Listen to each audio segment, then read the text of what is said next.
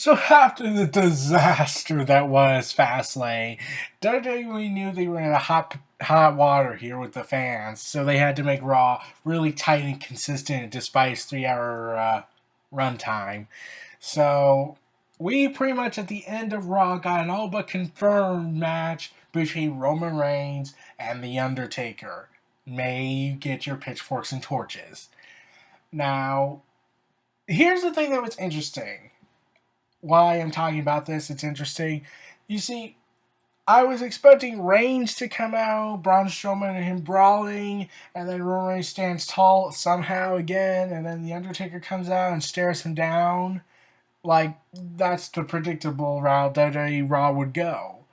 But instead, Braun Strowman called out Roman Reigns, stating that Roman Reigns got lucky. Instead of Reigns, The Undertaker came out, and then there was this intense stare down between the two. And Strowman and Undertaker just nodded their heads at each other like it was like a sign of respect or something. Though in a serious matter, that could be it, a sign of respect. Though in a comedic sense, you could say, "Don't worry, Braun Strowman, you have a future here in the company. I'm not going to let Roman Reigns and Vince McMahon ruin you. Instead, they'll ruin me." Yeah, I had to do that, but yeah, like there's this sense of respect between the two. Like Undertaker thinks he's the next big guy to take his place as a talented athlete, and Braun Strowman left the ring, wondering why. But here's the thing: he went to the through the crowd, and he was still staring down at the Undertaker. That was what mostly was interesting. And then after Undertaker was about to make his leave, which begs the question, was he just there to stare down Strowman and then just walk away until Roman Reigns came out? And then Roman Reigns comes out and he stares down the Undertaker, grabs a microphone, and calls out the Undertaker saying like Strowman is his, like this is his yard now. And I'm thinking like you just made a big mistake telling the Undertaker to get lost. And then Undertaker choke slams Roman Reigns after stare down and staring at the WrestleMania sign with Roman Reigns, and Undertaker decided to choke slam him. Um, okay, now I could just stop there, but here's the thing: the part of Braun Strowman was what really interested me. Like it's showing that Braun Strowman and Reigns aren't through yet with their war. Now, this could just be part of the filler we need to do. We need to build Roman Reigns up somehow, even though we got 3 years of build up nonstop of making him look strong as possible, though albeit with one detour. So I'm wondering why not just build up the match. But no, we gotta sacrifice Braun Strowman's credibility for that. But right now, Braun Strowman hopefully can survive this. But I'm hoping, and this is just wistful thinking, that this leads to a triple threat match at WrestleMania between Braun Strowman, The Undertaker, and Roman Reigns. Like, that would make more sense to me and a lot of people because, well, after that stare down, you couldn't help but think, are they doing a triple threat match or no? Though something tells me that might not be the case also because they already have a multi-women match from SmackDown Live, and they have a three-way match and probably fatal four-way if Nia Jax gets involved at WrestleMania. And there might be several tag team matches out, and there might be a multi-man tag team match if Sheamus and Cesaro and Enzo and Cass get a double disqualification from the club or a double pin. But yeah, I'm curious as to know: are they building a triple threat match or are they going the safe route? Like this would be a huge gamble to make with Braun Strowman. Could he hang with the Undertaker? Well, last year everyone had penciled in when it was revealed that Braun Strowman was supposed to fight the Undertaker before Shane McMahon, and the fans rejected that harshly, saying Braun Strowman wasn't ready. Now everyone was saying afterwards that after Braun Strowman's experience on the main roster from July to December, everyone was like thinking like, he could look like a worthy opponent for the Undertaker. So, and in my opinion, this would probably be the equivalent of Mark Henry and the Undertaker at WrestleMania 23, I believe, or 20. Yeah, it was 22. Like, that's the best way to describe how this match could probably go, albeit slower due to the fact Undertaker's health is not as great as it used to be. And I get why they would do a triple threat match is because Undertaker's health is at stake. Like, he was in the Royal Rumble match for, like, what, 8 minutes at best and gets eliminated. And it was reported that he was banged up pretty badly because his hip is bothering him and he needs hip replacement surgery. So that led me to think: Are they going to do Are they going to like really risk a singles match where they have to go all out? Especially since Vince McMahon will tell the Undertaker to make Roman Reigns look really strong for some reason because Reigns is God and second to none. Well, except for John Cena. Provided John Cena quits, then all of a sudden Vince McMahon will panic. Probably should not have fed all those stars to Cena.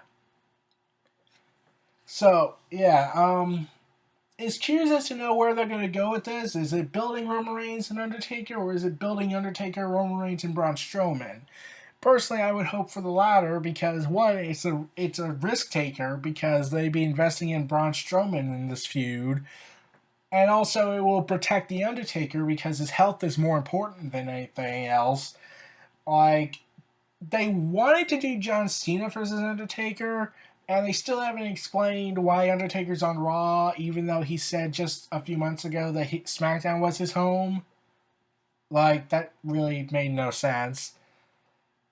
Like, the original plan for Undertaker was to fight AJ Styles at the Royal Rumble, get the WWE title, then lose it to John Cena, who would win the Royal Rumble. Or provided that they just do a number one contendership match at Elimination Chamber. Now, it would have led to a retirement championship match where Undertaker would finally retire at the hands of John Cena, which I would call BS on. And that was the plan. But then all of a sudden that changed because Vince McMahon preferred, we gotta give it to Roman Reigns. We feel like he deserves it more than John Cena. And I'm not gonna deny whether or not Reigns deserves it or not. But I will say John Cena doesn't deserve it because seriously, does he need more accolades to his laundry list of accolades? At this point, like, he's already tainted the 16-time world title reign since he only kept it for 2 weeks because management was incompetent that night by saying, we feel like it would be a much bigger impact if Bray Wyatt beat John Cena, even though it really wouldn't matter since we would have just let Bray Wyatt pin both Styles and Cena.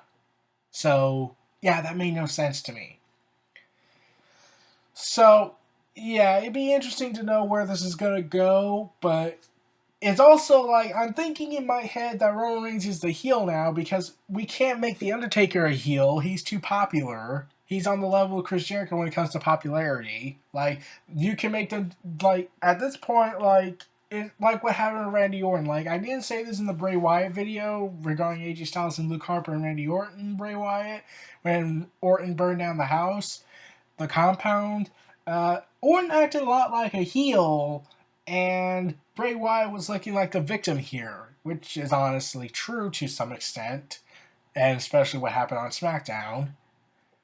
And, like, how, and yet the fans cheer for Randy while he performed arson. Yeah, that's not going to look well in the legal department if they were really going realistic here. But that would be make too much sense. And plus, Bray Wyatt is a crazy cultist, and they already had experience with cultists before in the past. Yeah. But moving on from real life historical events to fictional illuminment. But anyways, yeah, like, Randy Orton can burn down a house, he'll get cheered. Chris Jericho can make a list and put everybody on it, he'll get cheered. Undertaker can chokeslam Roman Reigns, okay, that guarantees cheers.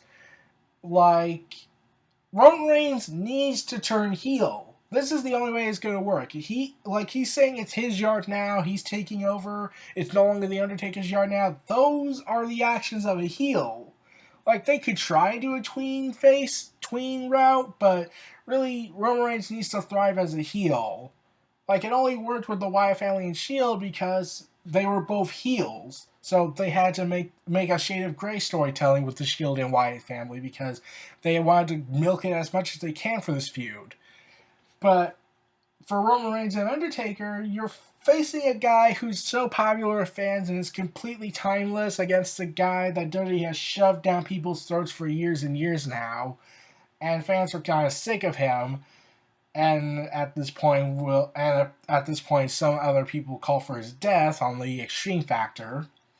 So they have to turn him heel at this point. Like if they don't, and they just go with the cocky underdog, that's not gonna work. That's gonna get severe rejection from fans, especially at WrestleMania. Like they thought, everyone assumed like, oh, there's no way the main event of WrestleMania 32 could be worse reaction based.